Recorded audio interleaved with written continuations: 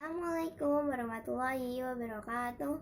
Perkenalkan, nama saya Naila Azmi Latifah dari kelas 7B dari SMP ITP APB. Hari ini tanggal 20 Juli tahun 2021 kita memperingati Idul Adha.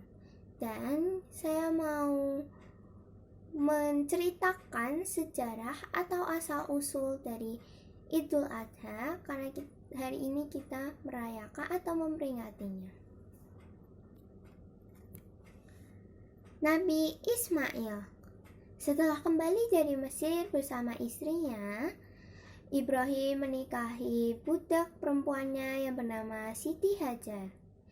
Itu pun atas saran istri pertamanya, Siti Sarah. Tidak lama, Siti Hajar melahirkan Ismail. Namun, setelah Ismail lahir, Siti Sarah menjadi tidak menyukai Siti Hajar.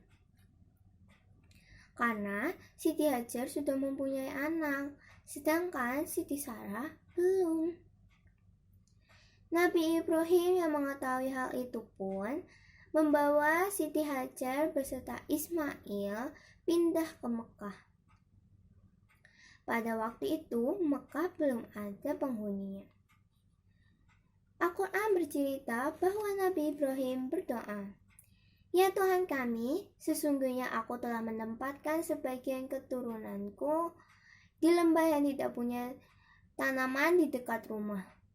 Engkau Baitullah yang dihormati, ya Tuhan kami yang demikian itu, agar mereka mendirikan sholat. Maka, jadikanlah hati sebagian manusia cenderung kepada mereka, berilah rezekilah mereka dari buah-buahan, mudah-mudahan mereka bersyukur." Dari surah Ibrahim ayat 37. Selesai berdoa, Nabi Ibrahim pergi kembali ke Syam.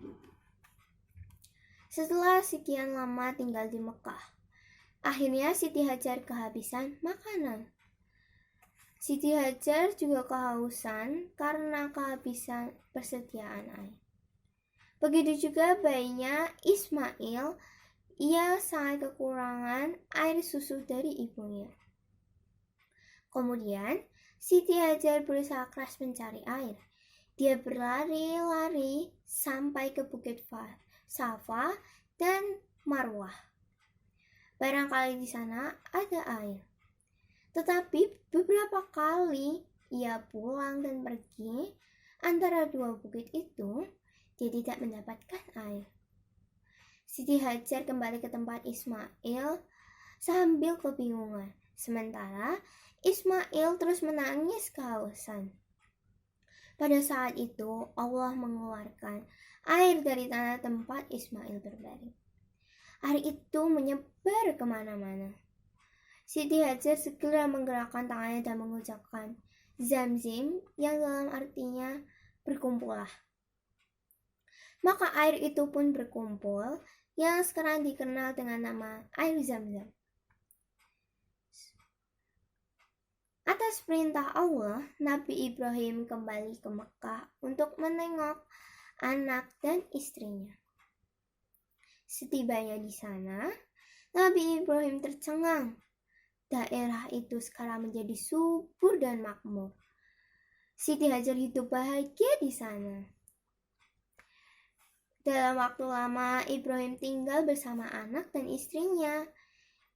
Sampai suatu hari Allah memberikan wahyu kepada Nabi Ibrahim melalui mimpinya untuk menjadikan Ismail sebagai kurban.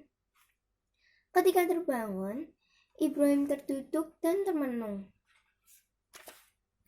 Dia sadar mimpi itu adalah wahyu Allah. Namun, apakah dirinya mampu melaksanakannya? Pagi harinya, Ibrahim kembali duduk dan termenung dengan wajah sedih. Apakah dia harus mengatakan mimpinya kepada anaknya Ismail atau tidak? Padahal Ismail adalah satu-satunya anaknya yang sangat ia cintai. Wajahnya tampan dan ia sangat pintar. Dia anak yang patuh kepada orang tuanya.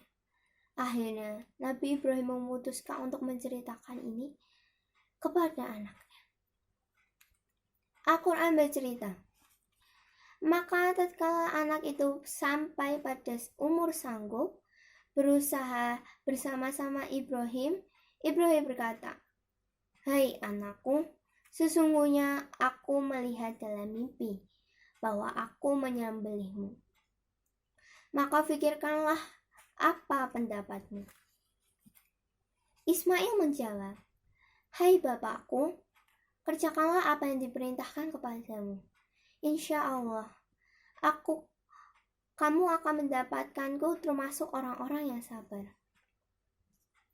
Terdapat di surah As-Saffat ayat 102. Ibrahim pun melaksanakan perintah Allah itu. Ibrahim dan Ismail pergi ke sebuah tempat yang jauh dari pemukiman. Setelah mendapatkan tempat yang nyaman, mereka berhenti. Kemudian Ibrahim meletakkan Ismail di atas lempengan batu hitam yang permukaannya sangat halus. Pedang yang akan dipergunakan memotong leher Ismail diasah tajam-tajam. Mata Ismail ditutup. Setelah siap, Nabi Ibrahim berdoa kepada Allah agar diberi ketabahan dalam melakukannya. Ketika pedang sudah hampir sampai di leher Ibrahim, malaikat menarik Ismail secepat kilat. Lalu malaikat menggantinya dengan seekor domba. Ibrahim tertegun bagaimana dalam mimpi yang dipotong ternyata bukan anaknya, melainkan leher domba.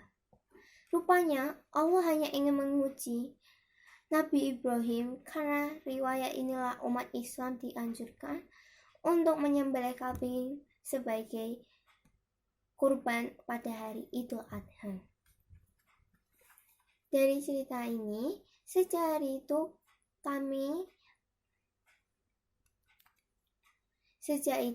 kita mulai merayakan dan memperingati ini dengan sebutan Idul Adha, dan kita terus melakukannya setiap tahun, memotong kurban sapi, kambing, domba, atau yang lainnya.